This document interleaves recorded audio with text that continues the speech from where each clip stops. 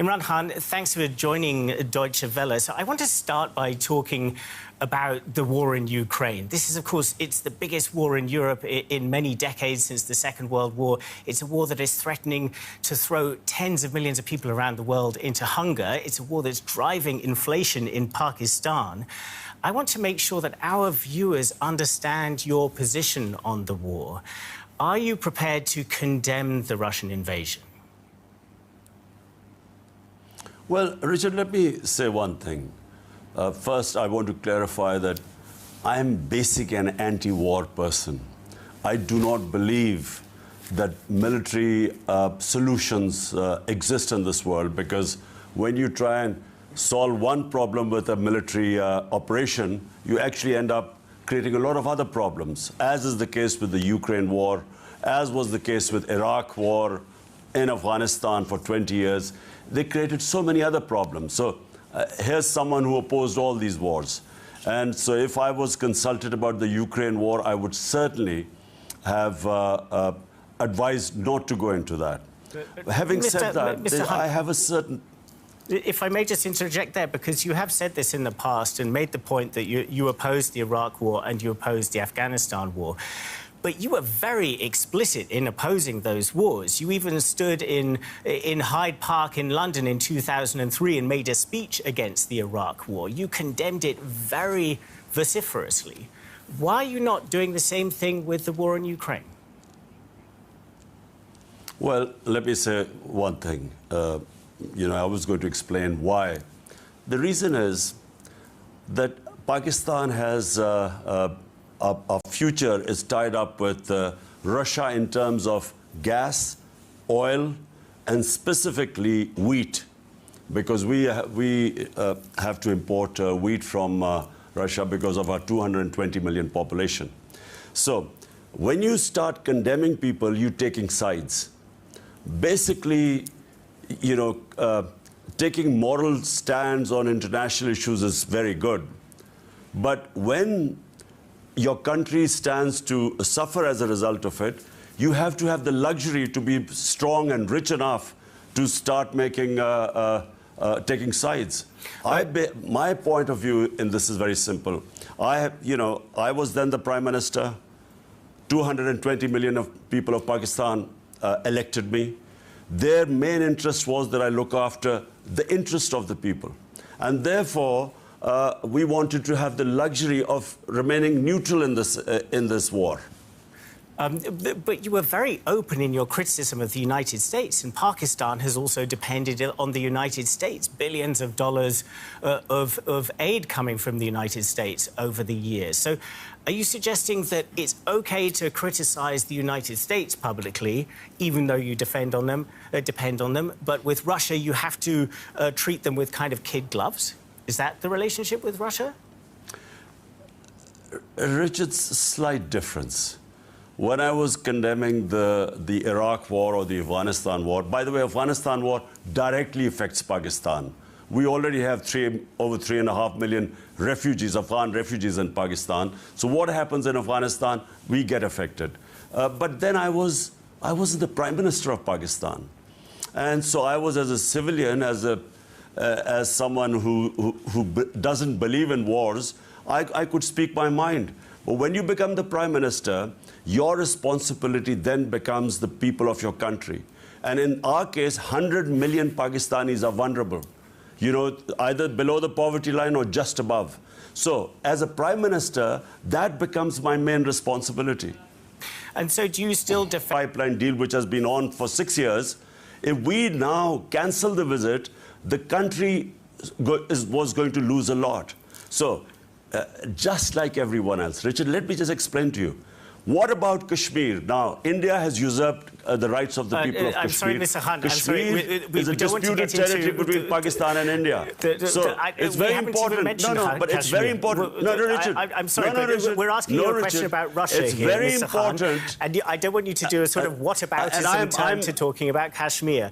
I would just like to ask one further question about your visit to Russia before we move on. No, Richard. I want to ask you this question. I first want to move on and talk about Kashmir. No, I'm sorry, Mr. Khan. I'm the person who asks questions in this interview. They matter to us. So, what about us? Yeah. Why? How about other people not worrying about our human rights and what matters to us? Why are we supposed to condemn issues which are, it's a European issue? So please, have some balance in this. Mr. Han, Don't just put us in a spot that, you have to, because it's your issue, we have to take sides. Allow us the luxury to stay neutral so that we can look after our own people. My responsibility, I repeat again, are my 220 million people of Pakistan. Of course, we understand that, Mr. Han, and nobody would question that. I would like to ask one final question about the visit to Russia, because you did say that if you had known that you would have liked to reschedule that. Do you feel that Vladimir Putin, and of course, being able to meet a world leader on the day of the invasion, this played to his advantage? Don't you feel somewhat used by those pictures that came to around the world of you meeting him in Moscow on the day of the invasion?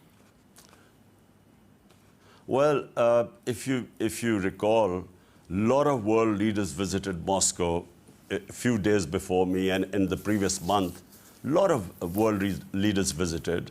And remember, the overseas trips are planned months ahead. They're not just at the spur of the moment. So, to answer your question, had I known that Russia was going to invade Ukraine the morning, of night we arrive, and the next morning, I certainly would not have taken the trip. I mean, simple as that. But we didn't know. The trip was planned months ahead. Mr. Khan, let's move on to another very important relationship for Pakistan, the relationship with China. It's obviously invested a great deal of money, tens of billions of dollars over recent years in Pakistan, partly as part of its Belt and Road initiative.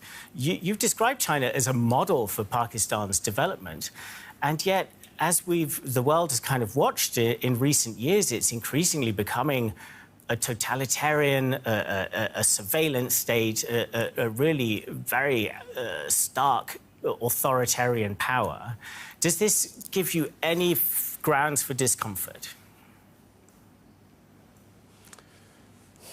Look, Richard, let me just repeat myself again. Look, when the people of this country elected me as a Prime Minister, remember, when I was not the Prime Minister, I was free to say a lot of things. When you become the Prime Minister of the country, your #1 priority becomes the people who elect you. Now, they didn't elect me to talk about all the wrongs that are going on in this world. They elected me to look after their interests. And I repeat, 100 million Pakistanis are vulnerable, either below the poverty line or just above. So the top priority of any elected leader is first to look after the interest of his people. And so China, we have had a long relationship with them. China has invested in Pakistan.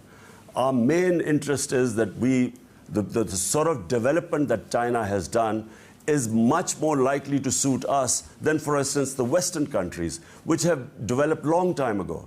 China developed in the last 30 years. It's a model that we could learn from. So when I praise China, I talk about the development model. But are you not concerned with this degree of investment that's coming in from China, about the amount of kind of control that China is going to start building up over Pakistan in the long run? All of these very important connections coming down from Xinjiang, for instance, and down towards the ocean. Are you not concerned that you're building up, you just described a dependency for things like wheat and gas on Russia, that there's a dependency building up here that could be risky? Look, Richard, China so far, I mean, from the Pakistan experience, they have a very light touch. I mean, when 3.5 years of my government, I mean, we never felt any pressure from Chinese to do this or that, or there was, I mean, we never felt, and by the way, throughout our relationship with China, China has never pushed its way around in this country to tell us to either do this or that, or, force their own views on us. It's never happened in Pakistan. So But isn't Pakistan that and China happening have a long indirectly, Mr. relationship. Hun? Isn't that happening indirectly, Mr. Hun, through the fact that you have evidently said in the past that you do not evidently feel free to criticize China about what is happening in Xinjiang, which neighbors Pakistan?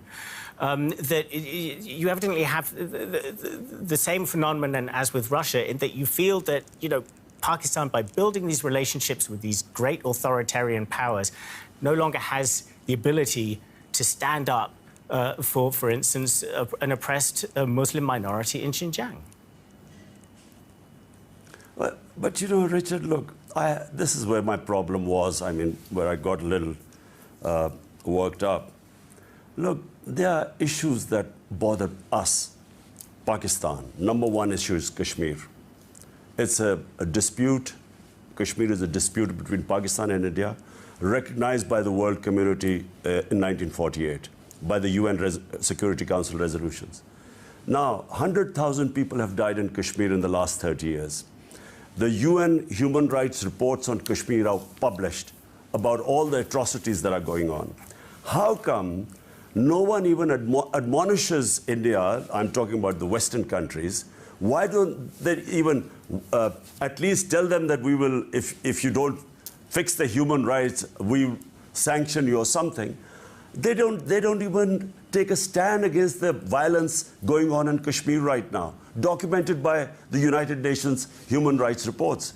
Now, how come nothing happens there and in Palestine? For us, for the Muslim world, because it's the third most sacred place for us, Jerusalem, the Al-Aqsa Mosque, how come that Israel can get away with anything against the Palestinians, violate all human rights, yet there's no condemnation, no strong words, no thought of sanctions. Yet when it concerns the European powers, then we are supposed to take stands.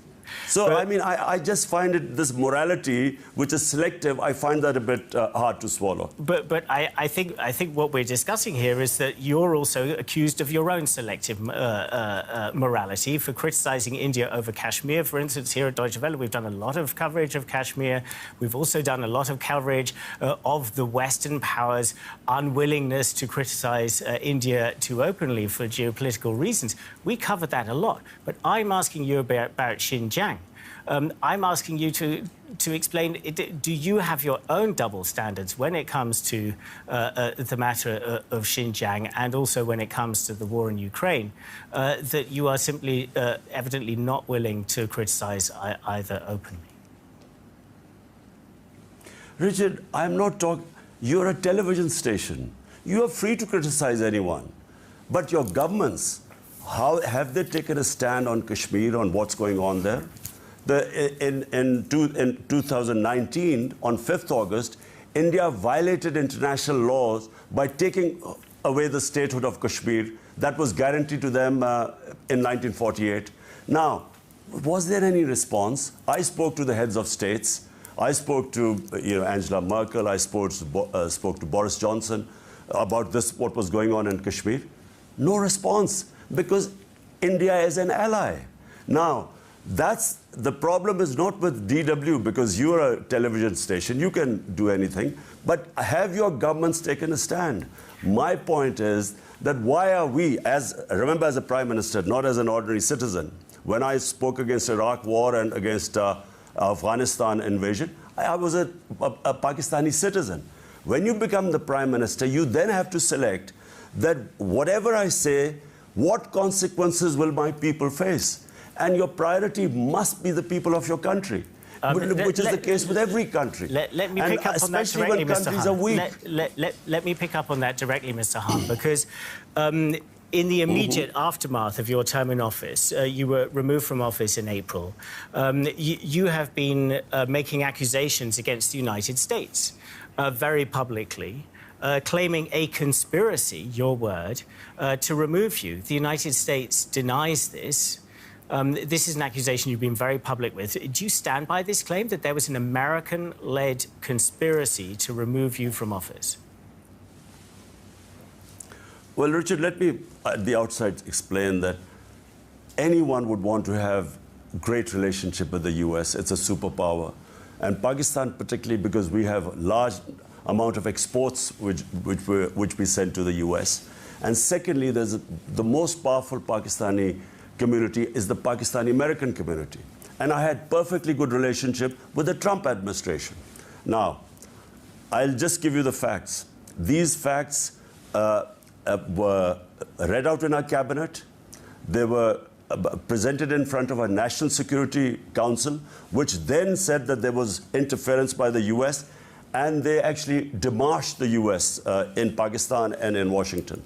And the Supreme Court Chief Justice, the President of our country, has sent that cipher, which was where I based my allegations on, has been sent to the Chief Justice to hold an inquiry. Now, I'll tell you what happened. 7th of March, a US Under Secretary of State, Donald Lu, meets the Pakistani ambassador in Washington and threatens him that unless Imran Khan was removed, the Prime Minister was removed, by a vote of no confidence, there will be consequences for Pakistan.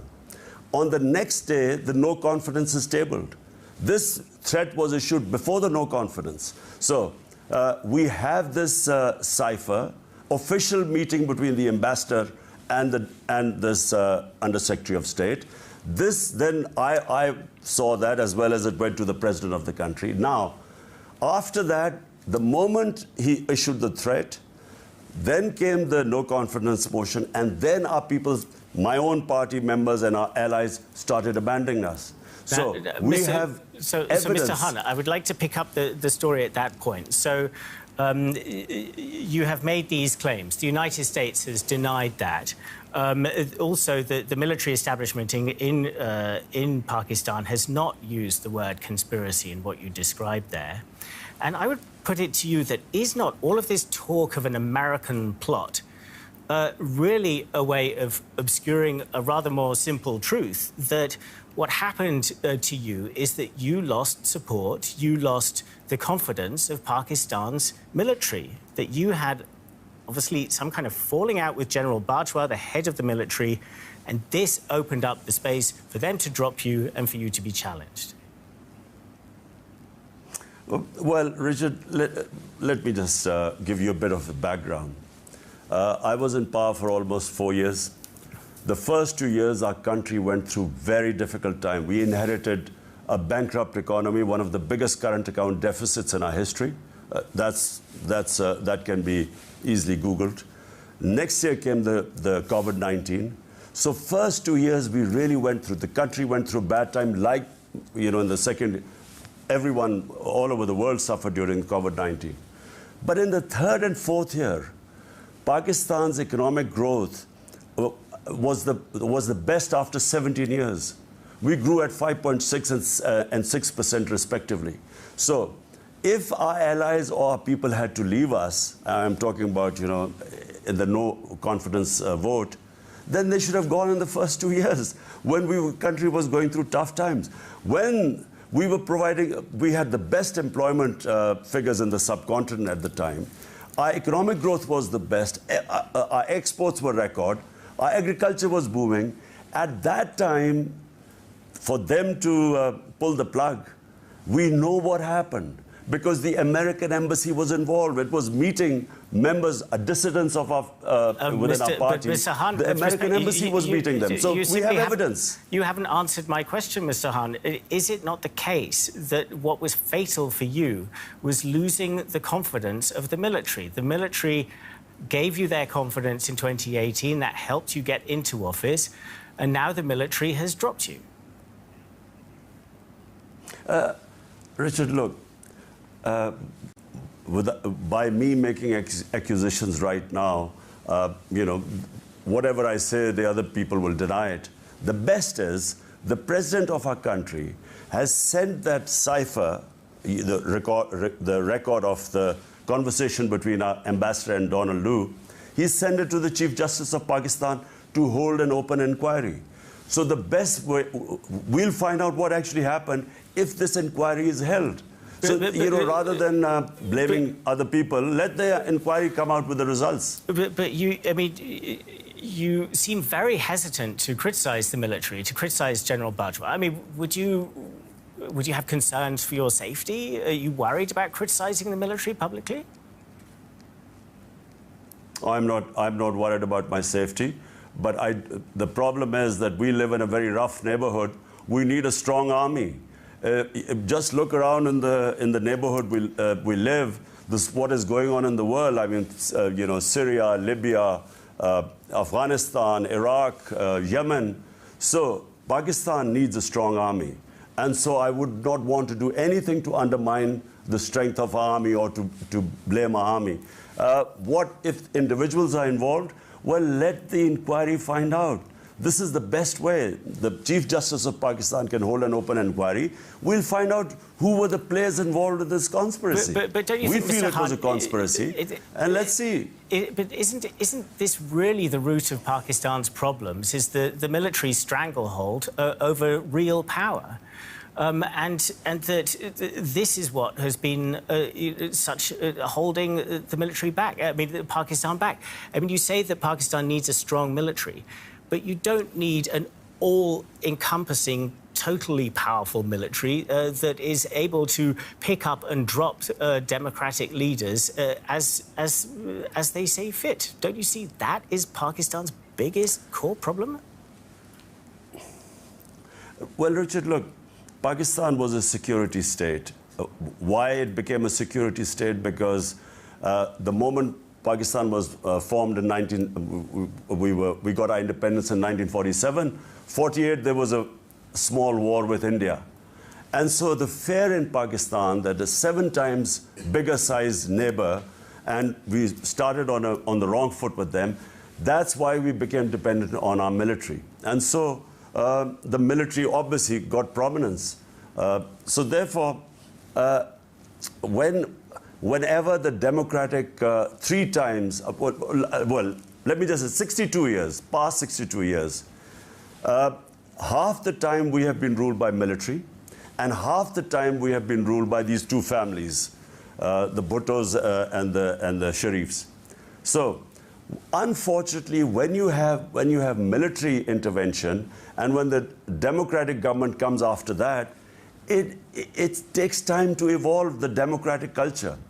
And so it also, that balance between the military and the democratic government, I think the country is moving towards a stage where we will find that balance between a security state and a democratic state.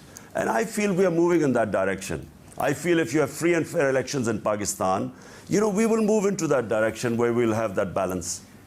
Mr. Hunt, I would like to close with the question about exactly that. You've made it clear you want to try to get back into power. You want to battle another election. Will you commit here to accept the result, whichever way it goes? Or are you concerned that it might be rigged against you? Look, as it stands today, Richard, I'm afraid we have no confidence in the Election Commission, because it is totally biased. It is, so far its record has been terrible. But for the future of Pakistan lies in a truly democratic system. And democracy means you have to have free and fair elections. If you do not have free and fair elections, when people don't accept the result after that, that's when the acrimony starts. So, when in 2013, when the election results came, all the parties in the opposition, 22 opposition parties, refused to accept the result. And we know the election was rigged. So there was this whole movement to, against this rigging. And we ended up in a judicial commission. Again, now this time, I think we are moving towards elections. All we want is that there should be free and fair elections. And that is the beginning of a democratic process moving forward. Because we have now had almost 14 years of democracy, because we had 8 years of General Musharraf's dictatorship. Now there are 14 years of democracy, and we are moving forward. I feel that the country has moved forward. I think the days of martial law are over. And all we need, as I repeat, free and fair elections. We have time for one more very final question, Mr. Khan. Obviously, a major issue for you in Pakistan's backyard is Afghanistan. We've seen what is happening with the Taliban there. They're backtracking on commitments on human rights, on girls' education, and and many other issues, humanitarian crisis really taking place there, security crisis too. Do you regret your sort of supportive position towards the Taliban? Do you still believe that the world should recognize the Taliban? And if so, if you do believe that, why should the world recognize the Taliban, given what we're seeing, the reality there now? Well, firstly, Richard, the only people I support are the people of Afghanistan. And when I spoke about that there's no military solution in Afghanistan, it was knowing the history of Afghanistan that eventually, like the Russians, or the Soviets, before that the British, whenever outsiders have tried to impose a military solution, it hasn't worked in Afghanistan. They're very independent-minded people. Now, immediately when you ever talk about, that there was no military solution, people like me were dubbed as being pro-Taliban. We are pro-Afghanistan. And at the moment, people in Afghanistan have peace after 40 years. Now, in my opinion, you cannot impose human rights from outside, and especially to independent-minded people like Afghanistan. I feel that the people of Afghanistan, the government of Afghanistan must be engaged. And the more you mainstream the government, the more international community engages that, more chances of them sort of finding this equilibrium, which from the conservatives and talking about human rights. I feel that the more you engage them, the more people of Afghanistan will assert their own rights. Because people of Afghanistan are strong, women are strong. Give them time, I think they will assert their rights. But I think by isolating Afghanistan, there's one danger which especially people of Pakistan are worried about, that if you isolate them and if there's chaos in Afghanistan, there's a chance of terrorism, international terrorism, again, finding roots in Afghanistan. And Pakistan already suffers from attacks from what is the TTP, the Pakistani Taliban, who attack Pakistan from Afghanistan soil. So therefore, in our interest, the more stable a government in Afghanistan, the less the chances of terrorism. But what do you say for Afghan women, many of whom have had to flee the country, fearing for their lives, for their rights? It sounds like you're saying, well, just sort of accept it. No, but Richard, what choices have we got? What can you do? I mean, the only choice, what you're stating, is that isolate them. But my point is that isolating them has far bigger dangers, because remember, could you, sir, be doing anything active NATO ended up in Afghanistan. I don't necessarily mean military intervention, no. But could you, sir, use what kind of influence could you be using on the Taliban to try to speak out against this, what we're seeing, the actions towards women in particular? Well, two things again, Richard. One is that Afghanistan people are extremely independent-minded. If you try and force your opinions, they react. But in privately, when I spoke to the Taliban delegation here, they are all pro-women education. So what is happening in Afghanistan, I'm not quite sure what is happening right now. But in private, they always talk about that, yes, women have a right to get educated.